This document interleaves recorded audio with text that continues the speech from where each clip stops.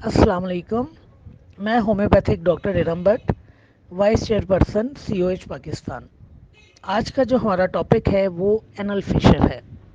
मकत में या लो रेक्टम में क्रैक्स का पड़ना, कट्स का पड़ना, चीरे का पड़ना, ये एक आम मर्ज़ है और किसी भी उम्र के लोगों में या अफराद में ये मर्ज़ पाया जा सकता है।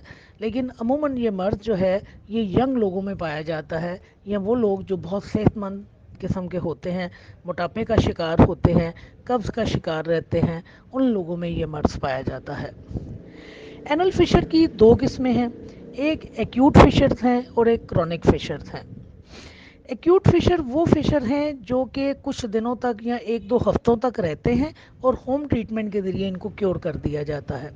लेकिन अगर ये मर्ज़ 8 से 12 हफ्ते के दौरान क्योर ना हो तो उस सूरत में फिर मेडिसिन की ज़रूरत पड़ती है और मेडिसिन के ज़रिए इस मर्ज़ को क्योर किया जाता है।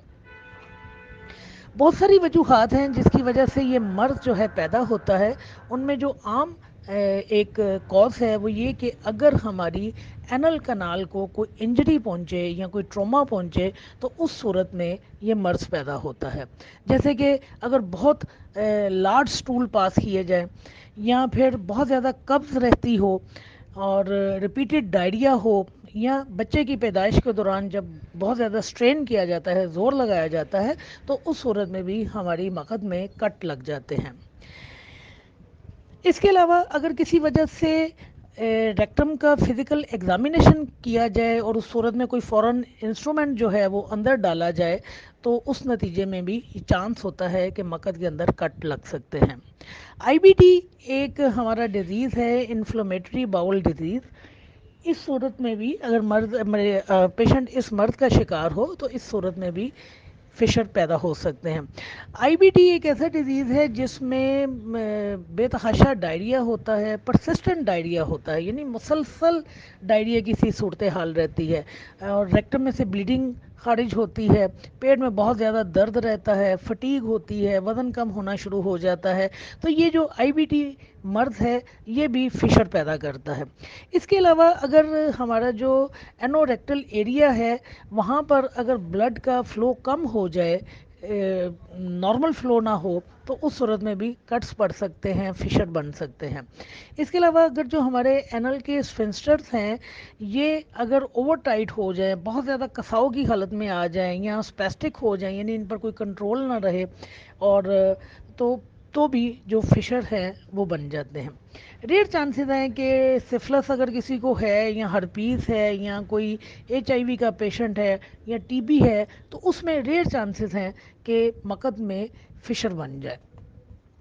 मैं थोड़ा सा आपको समझा दूं कि हमारी जो मकत है ये इसके दो जो मस्कुलर रिंग्स हैं वो इसको कंट्रोल करते हैं। एक आउटर मस्कुलर रिंग है, एक इनर मस्कुलर रिंग है। अब ये जो रिंग्स हैं इनको आमतौर पर स्फिंक्टर कहते हैं। तो जो आउटर रिंग है, आउटर स्फिंक्टर है, ये हमारे शऊर के कंट्रोल में है, यानी हम अपनी मर्ज़ी से इसको बंद कर सकते हैं, ज़ोर लगाकर इसको खोल सकते हैं, या इसको स्क्वीज़ कर सकते हैं। लेकिन जो इनर रिंग है या इनर स्फिंक्टर है ये हमारे कंट्रोल में नहीं होता है। ये जो है मुसलसल जो कहते हैं ना, एक तरह से प्रेशर और टेंशन की हालत में होता है। तो अगर ये प्रेशर और टेंशन बढ़ जाए तो नतीजे के तौर पर जो ब्लड का दौरानिया है वो मकद की तरफ कम हो जाता है, तो नतीजे में क्रैक्स या फिशर पड़ना शुरू हो जाते हैं। और अगर ये प्रेशर मुसलसल बरकरार रहे तो ये प्रेशर जो है फिशर को हील भी नहीं होने देते। तो हमारी अगर मकद की तरफ ब्लड का फ़्लो भी कम हो जाए किसी वजह से, इस टेंशन और प्रेशर की वजह से, तो उस सूरत में भी जो है हमारी मकद में क्रैक्स पड़ना शुरू हो जाते हैं। पेशेंट जब हमारे साथ सामने आता है तो वो जिन सिम्टम्स के साथ आता है वो इंतहाई तकलीफ़ दह सिम्टम्स हैं। ये एक तरह से इंतहाई तकलीफ़ दह मर्ज़ है।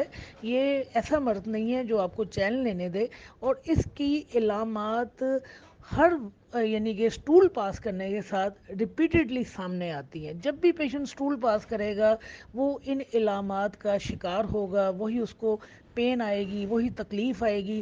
ہر اسٹول کے ساتھ وہ اس تکلیف کو برداشت کرے گا, بھگتے گا, اور آپ کہہ لیجئے کہ یہ ایک ایسا مرض ہے جو ڈیلی بیسس کے اوپر جو ہے تکلیف پیدا کرتا ہے. پیشنٹ جب ہمیں آگے اپنے سمٹمز دیتا ہے تو وہ ہمیں جو سمٹمز دیتا ہے ان میں شارپ سٹنگنگ برننگ پینز آتی ہیں, تیز دردیں آتی ہیں, ڈنگ لگنے سے کی دردیں آتی ہیں, اور جلن دار دردیں آتی ہیں. اور یہ دردیں ہر اسٹول مومنٹ کے ساتھ آتی ہیں کہ یعنی پیشنٹ جب بھی باول مومنٹ کرے گا, جب بھی پخانہ کرے گا تو اس کو سویئر پین ہوگی, اور یہ پین جو ہے تیز بھی ہو سکتی ہے, جلندار بھی ہو سکتی ہے, اور ڈنگ لگنے کے سے بھی ہو سکتی ہے. اور یہ جو دردیں ہیں بعض اوقات یہ مختصر ہوتی ہیں, یعنی مختصر وقت کے لیے ہوتی ہیں, اور بعض اوقات یہ دردیں کئی کئی گھنٹے تک رہتی ہیں اور پیشنٹ کو سکون نہیں ملتا ہے. مقد کے ارد گرد جو ہے آپ ان ٹیئرز کو دیکھ بھی سکتے ہیں, یعنی اگر جو ٹیئرز ہیں وہ باہر کی طرف ہیں, کٹ لگے ہوئے ہیں, تو آپ اس کو اپنی آنکھ سے دیکھ بھی سکتے ہیں. بہت زیادہ خارش پائی جاتی ہے, اس کے علاوہ بلیڈنگ پائی جاتی ہے, اور یہ بلیڈنگ جو ہے یہ برائٹ ہوتی ہے, ریڈ ہوتی ہے, یعنی سرخ چمکدار ہوتی ہے, اور فریش ہوتی ہے. فریش اس سینس میں کہ جب بھی پیشنٹ سٹول پاس کرے گا ہر دفعہ میوکس پھٹے گی, ہر دفعہ وہ ٹیئر جو ہے پھٹے گا, اور اس میں سے بلیڈنگ ہوگی. اور یہ بلیڈنگ آپ کو فلش میں بھی نظر آ سکتی ہے, کموڈ میں بھی نظر آ سکتی ہے. اگر پیشنٹ ٹوائلٹ پیپر یوز کرتا ہے تو اس ٹوائلٹ پیپر کے اوپر بھی آپ کو یہ بلیڈنگ جو ہے وہ نظر آ سکتی ہے. پھر مقد میں سے ہر وقت جو ہے وہ ڈسچارج ہوتا رہتا ہے, یعنی کہ موئسچر قسم کا ڈسچارج ہوتا ہے, ہر وقت مقد میں سے رستا رہتا ہے. جو ایریا ہے ہمارا مقد والا وہ سویل کر جاتا ہے, اور وہاں پہ درد بھی پائی جاتی ہے. جو ہمارے اسفنسٹر ہے, جو میں نے آپ کو بتایا کہ ہمارے جو مقد کے اسفنسٹر ہیں, جو رنگز ہیں, وہ اسپیم کی حالت میں بھی چلے جاتے ہیں. اور بہت کم ایسا بھی ہوتا ہے کبھی کبھار, یعنی کہ آپ کہہ سکتے ہیں کہ کچھ کیسز میں ایسا بھی ہوتا ہے کہ پیشنٹ ہمیں کسی قسم کے سمٹمز نہیں دیتا سوائے اس کے, یعنی اس کو پین نہیں ہوتی کسی قسم کی سوائے اس کے کہ وقتاً فوقتاً اس کو بلیڈنگ ہوتی رہتی ہے. اس کے علاوہ اس کو کسی قسم کا کوئی سمٹم نہیں آتا ہے. ان فشرز کو ہم فزیکل ایگزامن کے ذریعے بھی محسوس کرتے ہیں, اور وہ یہ کہ اگر آپ پیشنٹ کے بٹکس کو کھول کے دیکھیں, یعنی اس کے جو ہپس ہیں ان کو آپ تھوڑا سا کھول کے دیکھیں تو آپ کو یہ فشر نظر آ سکتے ہیں, یا آپ اپنی فنگر کو ریکٹم کے اندر انٹر کر کر ان کو محسوس کر سکتے ہیں, یا آپ اپنا اینوسکوپی کے ذریعے ان فشرز کو دیکھ سکتے ہیں. ہوم ٹریٹمنٹ, جس میں نے آپ کو کہا کہ ایکیوٹ کنڈیشن میں ہم ہوم ٹریٹمنٹ کے ذریعے پیشنٹ کو کیور کر سکتے ہیں, پیشنٹ کے مرض پر قابو پا سکتے ہیں. تو اس میں چاہے یہ اب ایکیوٹ کنڈیشن ہے یا یہ کرونک کنڈیشن ہے, دونوں صورتوں میں جو آپ کو پریونشن میجرز اختیار کرنے ہیں وہ یہ کہ اپنے آپ کو قبض نہیں آپ نے ہونے دینی. آپ کا سٹول جو ہے وہ سافٹ ہونا چاہیے, ڈیلی بیسس کے اوپر پاس ہونا چاہیے, اور آپ کو قبض نہیں ہونی چاہیے. اور ظاہر ہے قبض نہ ہو اس کے لیے جو آپ کو طریقے اختیار کرنے ہیں وہ یہ کہ سب سے پہلے آپ نے اپنی خوراک کو مینٹین کرنا ہے, آپ نے فائبر فوڈ کا استعمال کرنا ہے, آپ نے سبزیوں کا استعمال کرنا ہے, پھلوں کا استعمال کرنا ہے, دالوں کا استعمال کرنا ہے. اس کے علاوہ آپ نے فلوئڈ بہت زیادہ لینا ہے, چاہے وہ پانی کی صورت میں لے رہے ہیں یا جوسز کی صورت میں لے رہے ہیں, یا آپ پھلوں کا ایسے پھلوں کا استعمال کر رہے ہیں جن میں پانی بہت زیادہ پایا جا رہا ہے. اور اس کے علاوہ آپ نے باتھ روم صرف اس وقت جانا ہے جب آپ کو خواہش ہو, یعنی آپ نے واش روم میں جا کے بیٹھنا نہیں ہے, اور پخانہ خارج کرنے کے لیے آپ نے زور نہیں لگانا ہے. پھر ایک اور جو اس سلسلے میں طریقہ اختیار کیا جاتا ہے وہ یہ کہ کسی ٹب میں گرم پانی لے کر اس ٹب میں آپ 20 منٹ تک بیٹھیں, اور دن میں کم از کم جو ہے آپ 2 سے 3 مرتبہ اس عمل کو دہرائیں, تو اس سے بھی ہیلنگ پروسیس جو ہے وہ بہتر ہوتا ہے. پھر اگر آپ کے مقد میں سے کوئی چیز رستی ہے یعنی اوزنگ ہوتی رہتی ہے تو آپ ٹیشو پیپر کا استعمال نہ کریں. یہ جو بیبی وائپس ہوتے ہیں نا آپ ان کا استعمال کیجئے. یہ تو وہ آپ کہہ لیجیے پریونشن میئرز ہیں جو کرونک اور ایکیوٹ دونوں کنڈیشن میں جن کو اختیار کرنا بہت ضروری ہے. چاہے آپ ایکیوٹ کنڈیشن میں ہیں چاہے آپ کرونک کنڈیشن میں ہیں, ان چیزوں کو آپ نے اپنے ذہن میں رکھنا ہے. اور آپ نے جب بھی فشر کے پیشنٹ کو ٹریٹ کرنا ہے تو آپ نے اس کو یہ بتانا ہے کہ اس نے ان ہدایات کے اوپر عمل کرنا ہے. اور سب سے بڑی بات یہ کہ اپنے آپ کو قبض نہیں ہونے دینی. جب بھی وہ رچ فوڈ کا استعمال کرے گا, جب بھی وہ گوشت کا استعمال کرے گا, تو گوشت جو ہے وہ خشکی پیدا کرتا ہے, یعنی آپ کے اندر فائبر اس میں چونکہ کم ہوتا ہے لہذا یہ آپ میں قبض پیدا کرتا ہے. تو اس نے ان چیزوں کا استعمال نہیں کرنا جو قبض پیدا کرتی ہیں. اس کے علاوہ جب ہم اس کو میڈیسن کا استعمال کروائیں گے تو وہاں ہم ایز اے پیشنٹ جو ہے مریض کو ٹریٹ کرتے ہوئے ٹوٹیلٹی آف سمٹمز کی بنیاد پر اس کو میڈیسن کا استعمال کروائیں گے. اب آپ دیکھیں کہ ہومیوپیتھی میں ہمارے پاس قبض کے لیے ایک وسیع رینج ہے. ہمارے پاس سپر سٹار قسم کی میڈیسنز ہیں جو قبض میں استعمال ہوتی ہیں, تو وہ ساری کی ساری میڈیسن جو ہیں وہ فشر میں استعمال ہو جائیں گی. جیسے نکس وومیکا ہے, جیسے سلفر, برائنیا, سلیشیا, ایلومینا, نٹرمیو, یہ تمام کی تمام میڈیسن جو ہیں یہ قبض کے لیے شہرت رکھتی ہیں. لہذا جب فشر کے پیشنٹس آپ کے پاس آنے ہیں تو آپ نے ٹوٹیلٹی آف سمٹمز کی بنیاد پر جب میڈیسن کی سلیکشن کرنی ہے تو آپ نے ان میڈیسنز کو بھی لازمی کنسیڈر کرنا ہے. گریفائٹس ہماری میڈیسن ہے جس میں قبض بہت زیادہ پائی جاتی ہے. ایسکولس ہماری میڈیسن ہے جس میں قبض پائی جاتی ہے. اور پھر ایسکولس میں بھی ایک اسٹرانگ سمٹم پایا جاتا ہے کہ پیشنٹ کو مقعد میں اس طرح درد ہوتی ہے جیسے کھچیاں بری ہوں.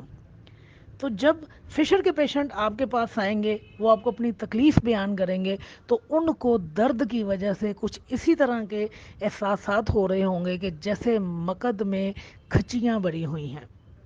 تو جب سپلنٹرز پین آئیں گی, چبھنے کسی پین آئیں گی, تو اس صورت میں ہماری جو میڈیسن ہو جائے گی وہ ایسکولس ہپ ہو جائے گی. میں نے آپ کو کہا کہ جو فشر کے پیشنٹ ہیں ان میں پخانہ کرنے کے بعد کئی کئی گھنٹے تک درد جو ہے وہ موجود رہتی ہے. تو اس ایک سمٹم کے اوپر ہماری ہومیوپیتھی میڈیسن ریٹینہیا ہے. آپ اس میڈیسن کو استعمال کروائیے. آپ یقین جانیے کہ پیشنٹ کا یہ جو سمٹم ہے کہ گھنٹوں تک اس کو تکلیف رہتی ہے پخانہ کرنے کے بعد, وہ تکلیف اس کی دور ہو جائے گی. اس کے علاوہ اس میں ایک اور اسٹرانگ سمٹم اس طرح کا بھی پایا جاتا ہے کہ پیشنٹ آگے یہ شکایت کرتا ہے کہ اسے لگتا ہے کہ جیسے ٹوٹے ہوئے گلاس, ریکٹم اس کی جو ہے وہ بروکن گلاسز سے بری ہوئی ہے, یعنی اسے شیشے چبھتے ہوئے سے محسوس ہوتے ہیں اپنے ریکٹم میں. ایسکولس ہپ میں سپلنٹرز کی پینز آتی ہیں جیسے لکڑی کی کھچیاں چبھ رہی ہوں. اور ریٹینا میں ہمارے پاس جو سمٹم آتا ہے وہ بروکن گلاس کا آتا ہے کہ ایسے جیسے کرچیاں چبھ رہی ہوں. تو جب آپ کے پاس یہ دو اسٹرانگ سمٹمز آئیں گے تو آپ کی میڈیسنز آپ کے سامنے آ جائیں گی. اگر آپ کو پیشنٹ یہ نہیں بھی سمٹم دے رہا بروکن گلاس کے حوالے سے, لیکن وہ یہ کہہ رہا ہے کہ پخانہ کرنے کے بعد اس کو بڑی دیر تک درد ہوتی رہتی ہے اور ناقابل برداشت درد ہوتی ہے, تو بھی آپ اس میڈیسن کو استعمال کروائیے, آپ کا پیشنٹ کیور ہو جائے گا.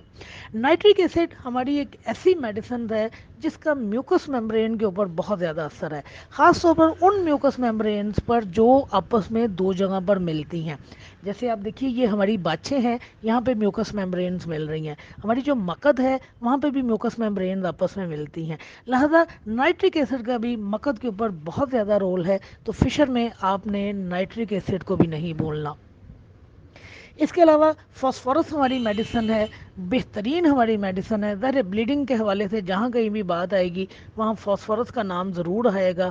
پائیونیا ہماری ایک میڈیسن ہے, اس میں بھی بلیڈنگ پائی جاتی ہے. اس کے علاوہ اس میں ڈائریا پایا جاتا ہے، پھر اس میں موئسچر جو ہے اوزنگ قسم کی موئسچر جو ہے وہ باہر نکلتی ہے، موئسچر جو ہے وہ اوز کرتی رہتی ہے، نمی دار مواد اندر سے نکلتا رہتا ہے، تو اس صورت میں بھی آپ اس میڈیسن کو استعمال کر سکتے ہیں۔ ظاہر ہے جب بلیڈنگ بھی ہوگی، مکس سوجی ہوئی ہوگی اور پیشنٹ سے بیٹھا بھی نہیں جا رہا ہوگا، تو اس صورت میں ہم پائنیا کو بھی استعمال کرتے ہیں۔ تو آپ کے پاس ہومیوپیتھی میں ایک ایسا بہترین گروپ موجود ہے فشر کے حوالے سے۔ آپ کسی بھی میڈیسن کو ٹوٹیلٹی آف سمٹمز کی بنیاد پر یا اس کے کریکٹرسٹک سمٹمز کی بنیاد پر استعمال کر سکتے ہیں۔ دیکھیں میں نے آپ کو کوز میں بتایا کہ پیشنٹ جو ہے بہت زیادہ لارج سٹول پاس کرتا ہے، اور آپ جانتے ہیں کہ لارج سٹول کس میڈیسن میں پاس ہوتے ہیں، وہ میڈیسن ہماری برائنیا ہے۔ برائنیا کا پیشنٹ جو ہے بہت زیادہ لارج سٹول پاس کرتا ہے، ایک لمبا سٹول پاس کرتا ہے، ہارڈ سٹول پاس کرتا ہے، جلا ہوا سٹول پاس کرتا ہے، اور جب قبض ہوگی، جب سٹول جلا ہوا ہوگا اور نکلنے میں دشواری ہوگی اور وہ نکلتے ہوئے میوکس میمبرینز کو پھاڑے گا، تو اس صورت میں ہماری جو میڈیسن ہے وہ برائنیا ہے۔ تو آپ نے ان چھوٹی چھوٹی چیزوں کو ذہن میں رکھنا ہے۔ آپ نے یاد رکھنا ہے کہ ایلومنا میں بہت زیادہ قبض پائی جاتی ہے، آپ نے یاد رکھنا ہے کہ نٹر میں اور قبض کی ایک بہت بڑی دوائی ہے، اور سلفر چونکہ میازمیٹکلی بھی ہماری میڈیسن ہے، اور سلفر میں بھی بہت زیادہ قبض پائی جاتی ہے، سلیشیا میں بھی قبض پائی جاتی ہے، اور سلیشیا میں دیکھیں سلیشیا کا بھی جو سٹول ہے وہ نرم ہوتا ہے، لیکن پیشنٹ اس کو خارج نہیں کر پا رہا ہوتا اور سلیشیا کا سٹول واپس بھی پلٹ جاتا ہے، تو آپ وہاں پر سلیشیا کو بھی استعمال کروا سکتے ہیں۔ کیوں؟